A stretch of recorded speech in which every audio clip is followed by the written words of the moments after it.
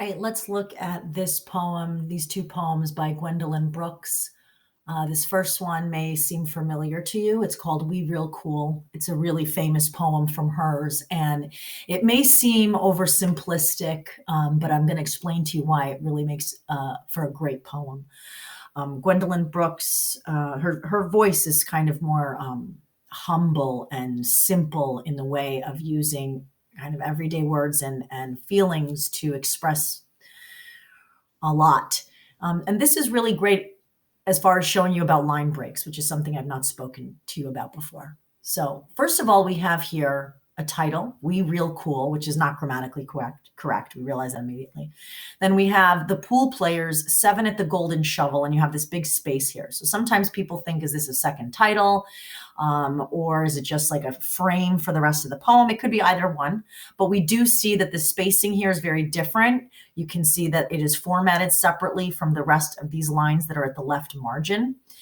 And you have here the repetition of this we at the end, right? It's very stark. You notice it immediately. So I'm going to teach you how to read at the line breaks, because when you're reading a poem, even if sentences are there in the poem, there's periods, there's subjects, there's predicates, but you don't read the sentences, you read the line. So let me show you how. We real cool, the pool players, 7 at the golden shovel. We real cool, we left school, we lurk late, we strike straight, we sing sin, we thin gin, we jazz June, we die soon. So very different than if I read it grammatically. We real cool, we left school, we lurk late, we strike straight. Very different, right? In fact, the second way that I read it sounds very baby, right? Like a baby poem, right? And this is certainly not. So what is she doing here with the line breaks after the we, instead of continuing the sentence or just putting the we on the second line? What she's doing here is just as obvious as you see all these we's in this line, you do not see it in the end. So that absence of this plural speakers is very prominent at the end. So let's look at what this poem is saying. We real cool. So we figure that's out, like people who think they're cool. And who's the people? Who's the we that she's talking about? Well, this we is very clearly the pool players. So she's embodying the voice, the plural first person voice of these pool players that she's observing at the golden shovel, which is most likely a pool hall. And there's 7 of these pool players. And she's imagining they're saying or thinking, we real cool, right? Maybe because they left school, so they're not in school. They lurk late, which means they're out late at night. And they strike straight, and they're playing pool, right? So they're probably very practiced at playing pool because they're skipping school to do it. And so they're very good. They're striking straight. They also sing sin. So they're singing the songs of the day, the popular songs of the day, but somehow those are sinful songs, or maybe there's some kind of sin inherent in the lyrics. We thin gin. Now, you probably wouldn't know what this is, but obviously gin is a drink. It's a booze. But to thin it means to kind of spread it out so that you have enough for all 7 or 6 of your buddies. So they put some water in it. So they're thinning the gin to make it last longer. And jazz June could be a couple of things. June could be a female, or it could be the month. And jazz was also a slang term for having sexual intercourse with, but it could have also just been to kind of like mess around and have fun. So we jazz June could have been one or the other, but it could have been a girl that was there at the pool hall as well. And then that last line is die soon. Now, when you have this kind of cool tone of these pool players who are so cool for school, they don't go, they drink, they hang out, right? You can imagine them saying all of this. We are real cool, right? We left school. We hang out late. We strike straight. We drink. We sing. We make love. But then how unexpected it would be for them to say, we die, right? So Gwendolyn, the poet here, the speaker of the poem is these pool players, but the poet's comment on them is that they are doomed, right? These people who think they are so cool are actually doomed. So let's and what she's doing here, she's inheriting that plural voice. So by having that we hanging at the end of all of these lines, she's keeping that rhythm of them. We real cool. We left school. We lurk late. We strike straight. We and on and on.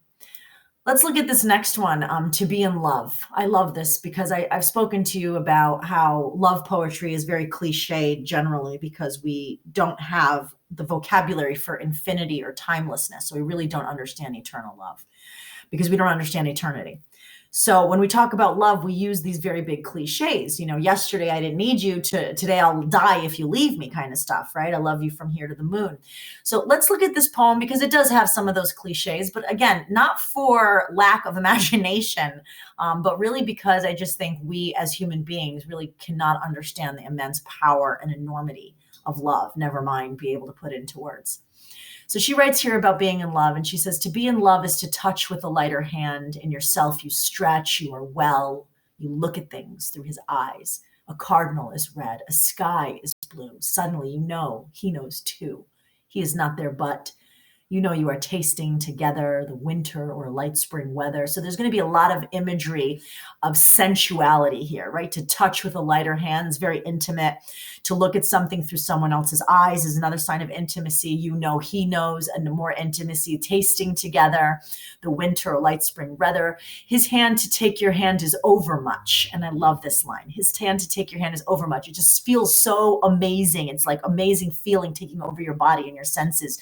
Too much to bear. You cannot look in his eyes because your pulse must not say what must not be said. When he shuts a door, is not there. So this first half of the poem is this presence, this intimacy, this amazing feeling of overcomeness. And then in the last, it is this absence of when he's not there, when he shuts a door is not there. And look at how she breaks the rhythm here, right? She has these beautiful long lines and we want to stay in this moment with her because we love it. We all love and the feeling of love, but then it's cut. What must not be said when he shuts a door is not there. Your arms are water. I love that feeling, right? What is water? It's this fluid. It's everywhere. You are free, but with a ghastly freedom, with this terrifying freedom of feeling alone. You are a beautiful half of a golden hurt. This is breakup feelings, right? You remember and covet his mouth. And she's thinking about all the things she spoke about in the first half of the poem, but here they're absent. So she wants them back, to covet his mouth, to touch, to whisper on. Oh, when to declare is certain death. To say the way she feels is death, capital D, like the ultimate end. When to apprise, this word you might have to look up. To apprise means to esteem with much value, to give much value to something. And when you apprise something, you are mesmerized by it, right? To see fall down this column of gold, this beautiful feeling, right, of love. When it ends, it's like a destructive force. It's like something that was once there is demolished. A column of gold is common ash, right? It is death now. It is a golden hurt. She's talking almost a little bit too about just how sometimes heartbreak feels good. There's sometimes people who allow themselves heartbreak because it's sometimes better than just feeling nothing. Right. So people dive into this feeling of love, even knowing that it might not end, because the memory of that love is sometimes much better than having never loved at all. Right. So the death, the mesmerizing, the apprising, and then the destruction of the column of gold, this thing that we built together that was so pure, is now the commonest ash. Right. So look at these capitals: column of gold.